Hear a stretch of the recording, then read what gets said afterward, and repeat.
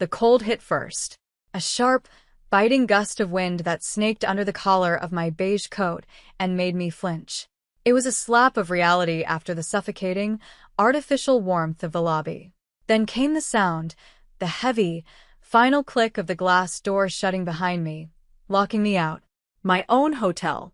And I was on the pavement, dismissed like a stray. My fingers, numb inside my coat pockets, clenched into fists. I could still feel the phantom pressure of the security guard's hand on my arm, firm and impersonal, guiding me out as if I were a piece of trash to be disposed of. Humiliation burned a hot, acidic trail up my throat. I had wanted to see it for myself. My husband, Jinwoo, had acquired the Seraphine Grand a month ago, a glittering jewel of steel and glass in the heart of the city, and he had put it in my name. A gift, he'd called it. A responsibility, I'd thought. I wanted to know how it breathed when the owner wasn't watching.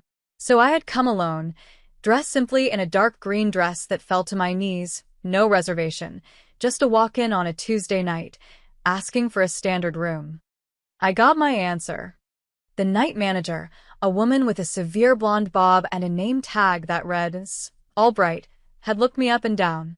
Her eyes had lingered on my face, my braids, my simple coat, and made a swift, brutal calculation. She decided I didn't belong. "We have a 72-hour advance booking policy for all non-members," she'd said, her voice crisp with dismissal. It was a lie. I knew the hotel's policies by heart. "I'm sure you can find an opening," I'd replied, keeping my own voice even calm. "A test. For her. For me. I'm happy to pay for whatever is available." Her lips had curled into a smile that was all teeth and condescension. "I'm afraid that's not possible. Perhaps you'd be more comfortable at a more suitable establishment." The implication was a shard of glass under the skin. She didn't think I could afford it. She didn't think I was the right kind of clientele. The two security guards had materialized beside her, their presence a silent, looming threat. That was when I knew I had lost. I had come for an anonymous experience and had gotten one, just not the one I'd expected. I was a young black woman in a lobby full of pale, wealthy faces, and I had been found wanting. Now, standing on the curb as taxis hissed by, the anger began to cool, replaced by a cold, hard knot of something else in my stomach. I could let it go. I could walk away, hail a cab, and go back to the silent, sprawling penthouse that was our home. I could tell Jinwoo a sanitized version of the story, or tell him nothing at all.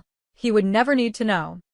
But the memory of Ms. Albright's smug certainty grated on me. The casual cruelty of it. This was my hotel. My name was on the deed, tucked away in a lawyer's office. These people worked for me, and they had thrown me out.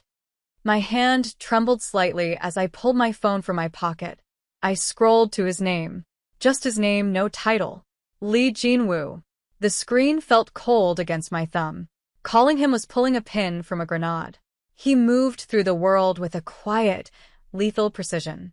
Problems that came to his attention did not get solved. They were eradicated, cauterized from existence, so they could never grow back. I knew what would happen if I made this call. The quiet Tuesday night at the Seraphine Grand would shatter. I took a deep breath, the city air tasting of exhaust and winter. I pressed the call button. He answered on the first ring. He always did. There was no greeting, just the low, familiar timbre of his voice. "Chloe." He said my name differently than anyone else. It wasn't a question. It was a statement of fact. A claim. "I'm at the hotel," I said, my voice steadier than I felt. A pause. I could hear the faint rustle of paper on his end, the distant, muffled sound of the city from his own window high above it all. Is something wrong? They wouldn't give me a room. I didn't elaborate. I didn't need to. Another silence, longer this time.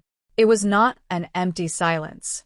It was the sound of a vast, complex machine shifting gears. I could picture him perfectly, sitting in his study, the city lights behind him, his expression unreadable. His dark hair would be perfect, his custom-tailored suit a second skin. He would be perfectly still, but his mind would be moving at a speed I could barely comprehend. "Where are you now?" he asked. His voice had dropped half an octave. It was a sound I had learned to recognize. It was the sound of a storm gathering far out at sea. Outside, on the street. "Don't move," he said. "Not a request. An order." "I'm on my way." The line went dead. I slid the phone back into my pocket. The wind whipped a strand of my hair across my face, and I didn't bother to brush it away. I just stood there, on the edge of the curb, and waited. I had pulled the pin. It took less than 7 minutes. A car turned the corner, a long, black sedan so polished it seemed to drink the streetlights. It moved with an unnatural silence, a predator gliding through the urban jungle. It pulled up directly in front of me, its engine a barely audible hum. The doorman, who had pointedly ignored me not 20 minutes ago, scrambled forward, his face a mixture of awe and confusion. The back door opened from the inside. Lee Jin-woo stepped out. He was a masterpiece of controlled violence, sculpted into a Tom Ford suit the color of midnight. He moved like the world owed him space, and the world always paid its debt. His eyes, dark and intelligent, found mine immediately, and for a moment, the bustling street, the honking cars, the entire city faded into a muted backdrop. There was only him. He didn't look angry. He didn't look rushed. He looked perfectly, terrifyingly calm. That was always so much worse. He walked to me, his expensive leather shoes making no sound on the pavement. He stopped a foot away, his gaze sweeping over me, cataloging the wind-chapped skin of my cheeks, the tension in my shoulders. His eyes were not just looking at me, they were reading me. "Are you hurt?" he asked, his voice a low murmur meant only for me. "Just my pride," I whispered. A flicker of something, ice, fire, passed through his eyes. It was there, and gone in a heartbeat. He reached out, his gloved fingers gently tucking the stray strand of my hair behind my ear. The touch was featherlight, a stark contrast to the power I knew he held in those hands. "That," he said, his voice dangerously soft, "is unacceptable." He didn't wait for a reply. He offered me his arm, a gesture of old-world formality that felt both protective and possessive. I took it, my hand resting in the crook of his elbow. The fabric of his suit was impossibly fine, the muscle beneath it unyielding as steel. Together, we turned and walked back toward the gleaming glass doors of the hotel I owned. The doorman, his face now pale with dawning horror, practically fell over himself to pull the door open for us. The moment we stepped inside, the atmosphere in the lobby shifted. The low hum of conversation faltered. Heads turned. The air grew thick, charged with a sudden, inexplicable tension. Jin-woo's presence was a physical force, a drop in barometric pressure that announced a coming storm. Ms. Albright emerged from her office behind the front desk, a practiced, welcoming smile plastered on her face. It was the smile she reserved for men with expensive suits and the unmistakable aura of power. "Good evening, sir. Welcome to the Seraphine Grand. How may I—" Her voice died in her throat. Her eyes landed on me, tucked securely at Jin-woo's side, and her professional mask cracked. Confusion warred with dawning panic in her sharp features.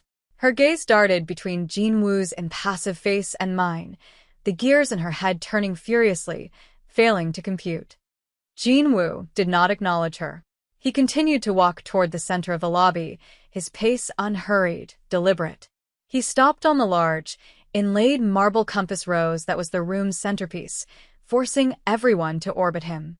He surveyed the room, his eyes missing nothing. The security guards who had escorted me out were standing near the elevators. They saw him, saw me, and froze, their expressions going from bored professionalism to stark terror. "You," Jin-woo said. His voice wasn't loud, but it cut through the silence like a razor. He was looking at Ms. Albright. She swallowed, taking a hesitant step forward. "Yes, sir?" "This woman," he said, his hand moving to rest lightly on the small of my back, a simple gesture that was an undeniable act of claiming. "She attempted to procure a room here tonight." "Yes, sir, she did," Ms. Albright stammered, her eyes wide. "But we were fully booked. Our policy—" "You will be silent now," Jin-woo interrupted her. The words were spoken so quietly, so devoid of emotion, that they were more chilling than any shout. Ms. Albright's mouth snapped shut. Color drained from her face. He turned his head slightly, his gaze falling on me. In the midst of the silent, watching lobby, his focus was absolute. It felt as if we were the only two people in the world. He leaned in, his lips brushing against my ear, his breath warm.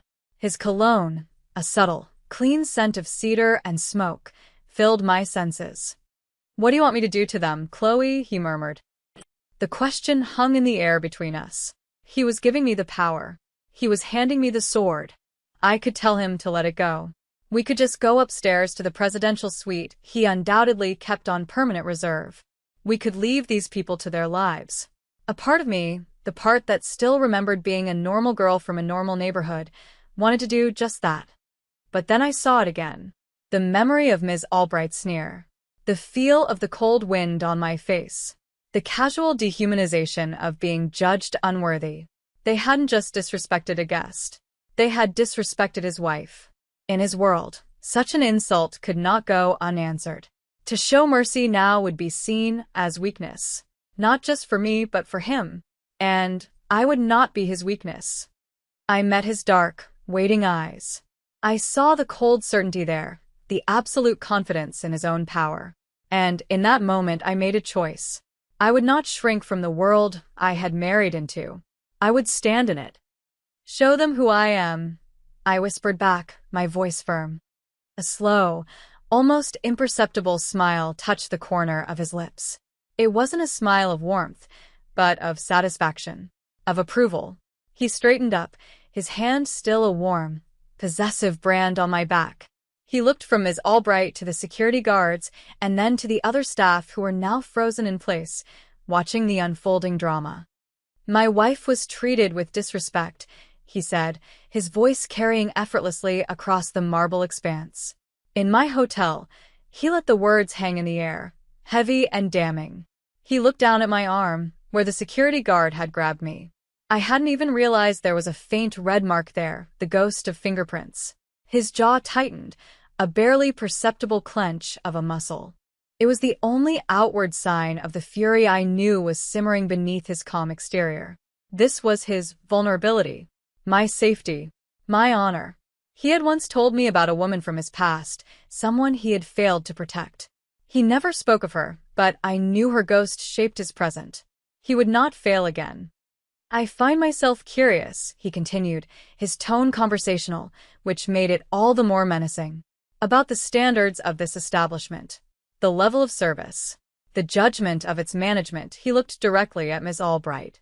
"Bring me the security footage from the front desk for the last hour, and the employee files for every person on duty in this lobby." This was no longer about a room. It was an audit, an inquisition. The danger in the room was no longer a vague threat. It was a cold, sharp-edged reality. People were going to lose their jobs. Lives were going to be upended. All because they had made the mistake of underestimating the quiet woman in the beige coat. Ms. Albright seemed to shrink under his gaze. "Sir, I can assure you, it was a simple misunderstanding." "It was a failure," he corrected her, his voice like chips of ice. "And failures in my empire have consequences." He gestured with his chin toward a set of plush armchairs in a secluded corner of the lobby. "We will wait." He guided me to the chairs, his hand never leaving my back. As we sat, the lobby staff scrambled into frantic, panicked action. Phones were being answered in hushed, terrified tones. Ms. Albright, her face ashen, was barking orders at a subordinate. The two security guards stood stiffly by the wall, looking as if they were awaiting their own execution. Jean Woo sat beside me, a portrait of serene authority amidst the chaos he had created. He seemed completely at ease, as if this were nothing more than a tedious but necessary business meeting. He picked up a financial magazine from the table beside him and began to idly flip through it, but I knew he wasn't reading. He was watching, listening, assessing everything. The silence between us was not empty. It was filled with everything that had just happened and everything that was about to. I watched the frantic movements of the staff, the fear on their faces, and I felt a strange, unsettling mix of vindication and guilt. I had never wielded this kind of power before. I had never been the cause of such fear. It was a heavy, unfamiliar weight. I crossed a line tonight, I thought. I can't go back. As if sensing my turmoil, Jin-woo set the magazine down. He didn't look at me, but spoke in that same low tone. They chose their actions. You are not responsible for the outcome. Aren't I? I murmured, looking at my hands in my lap. I made the call. You did, he agreed. He turned his head, and his dark eyes met mine. You defended your honor. And mine. There is no shame in that. A short while later, a junior manager approached us, trembling, holding a tablet. Ms. Albright followed a few steps behind, her earlier arrogance completely gone, replaced by a desperate, pleading look. Jin-woo took the tablet. He didn't bother with the footage. He swiped to the employee files. He scanned them for a moment before his eyes stopped. He tilted the screen slightly, so I could see. It was Ms. Albright's file. Her previous employer was a holding company. A holding company I recognized. It was a known front for the Choi family, Jin-woo's most bitter rivals. The air around him grew 10 degrees colder. The disrespect was not random. It was a message.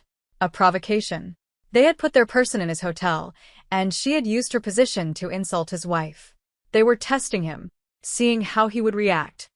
Get everyone here, Jin-woo said to the junior manager, his voice flat and hard. Every single employee currently in this building. The lobby. Now. The young man scurried away. Within minutes, the vast lobby was filled with the hotel staff. Bellhops, concierges, front desk clerks, even some kitchen staff in their checkered pants and white coats. They stood in a nervous, silent crowd, watching us. Jin-woo rose to his feet. I stood with him. He put his arm around my shoulders, pulling me close to his side. It was a gesture of solidarity, of a united front. For those of you who do not know, he began, his voice calm and clear, carrying to every corner of the silent room. This is Chloe Lee, he paused, letting the name sink in. She is my wife, and she is the owner of this hotel. A collective gasp rippled through the crowd. Eyes widened in shock and disbelief. Every gaze in the room swung to me. I felt 100 pairs of eyes on my face, my dress, my coat. I stood taller, lifted my chin, and met their stares. I would not flinch. Ms. Albright's face was a mask of pure horror. The blood had drained from it completely. She looked as if she had seen a ghost. Mrs. Lee, she choked out, taking a stumbling step forward. Mrs. Lee, I had no idea. It was a terrible misunderstanding. Please, I apologize. She was looking at me, pleading with me. She thought I was the softer target, the way in. For a heartbeat, I felt a pang of something that might have been pity. But then I remembered her cold, dismissive eyes. This wasn't about a misunderstanding. This was about a woman who judged others based on a shallow, ugly metric and who, it turned out, was a snake planted by our enemies. Jin-woo was watching me, his expression unreadable. He was waiting to see what I would do, waiting to see if I would accept the apology, if I would undermine the absolute authority he had just established. I looked at the desperate woman in front of me, and I said nothing. My silence was my verdict. It was colder and more final than any words I could have spoken. I simply looked at her, my face a calm, unreadable mask, and let her apology wither and die in the air between us. I felt the power of that silence. It was a chilling, absolute power. And in that moment I claimed it. Ms. Albright seemed to crumble. The last bit of hope drained from her eyes. Jin-woo watched my face for a long moment, then gave a single, sharp nod, as if I had passed some unspoken test. He turned his attention back to the crowd. Ms. Albright, he said, his voice ringing with finality. And the 2 security officers on duty at the front door. You're fired. Collect your personal belongings and be off this property in 10 minutes. You will be escorted. He glanced at 2 of his own men, who had appeared as if from the shadows, their dark suits and earpieces marking them as separate from the hotel staff. They moved toward the trio of condemned employees. The rest of you, Jin-woo continued, addressing the silent crowd, have a choice. You can work for Mrs. Lee and show her the respect and loyalty her position demands. Or you can leave with them. The choice is yours. No one moved. No one even seemed to breathe. Good, Jin-woo said softly. That is all. He turned, his arms still around me, and guided me toward the private elevator that led to the presidential suite. The crowd of employees parted for us like the Red Sea. As the elevator door slid shut, sealing us in our own silent, gilded world, I finally let out a breath I hadn't realized I was holding. Upstairs, the suite was an ocean of quiet luxury. Floor-to-ceiling windows offered a panoramic view of the city's glittering sprawl. I walked over to the window, wrapping my arms around myself. The adrenaline was fading, leaving a hollow, trembling feeling in its wake. That was a lot, I said to my reflection in the glass. I saw him move behind me in the reflection. He came to stand just behind me, his presence a warm, solid weight in the vast, empty room. They needed to understand, he said, his voice low and close to my ear. No one touches what is mine. It wasn't a declaration of love. It was a statement of fact. A creed. It was possessive, dangerous, and the most honest thing he had ever said to me. It was his confession. I leaned back against his chest, and his arms came around me, holding me securely. We stood like that for a long time, watching the endless river of headlights below. His phone buzzed. He stiffened, pulling it from his pocket with a smooth, economical movement. He answered, his side of the conversation clipped and sparse. Yes. When? Where are they now? His whole demeanor had changed. The quiet satisfaction was gone, replaced by a cold, lethal focus.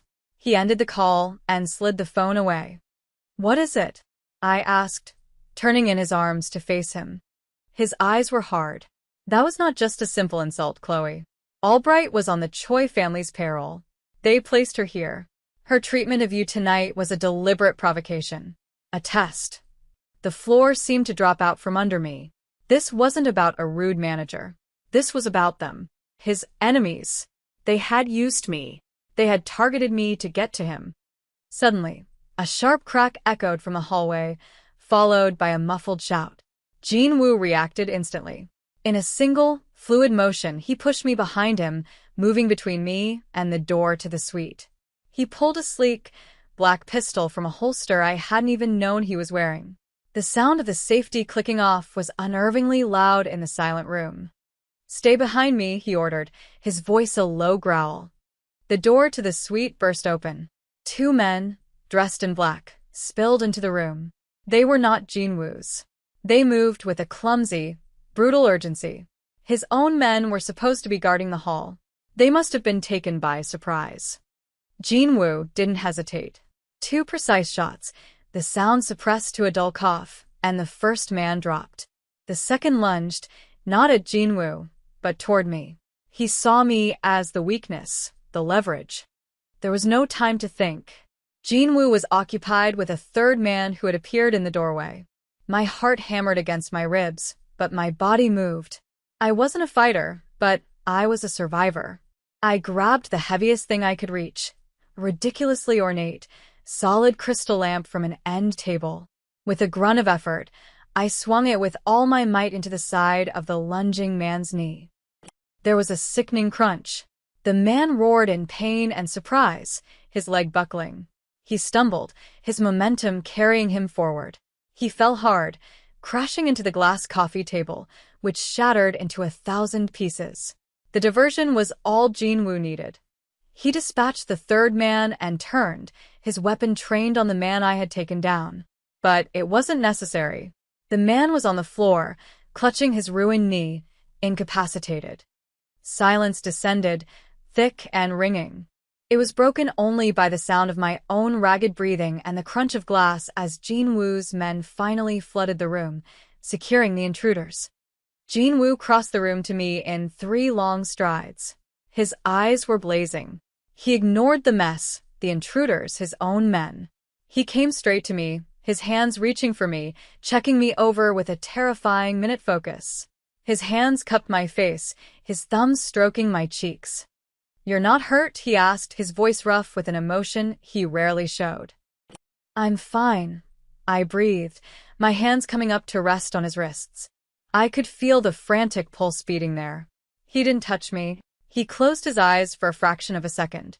When he opened them, the raw emotion was gone, replaced by something else. A deep, profound respect. "I saw what you did," he said, his voice low and intense. "You are not afraid." It was not a thank you.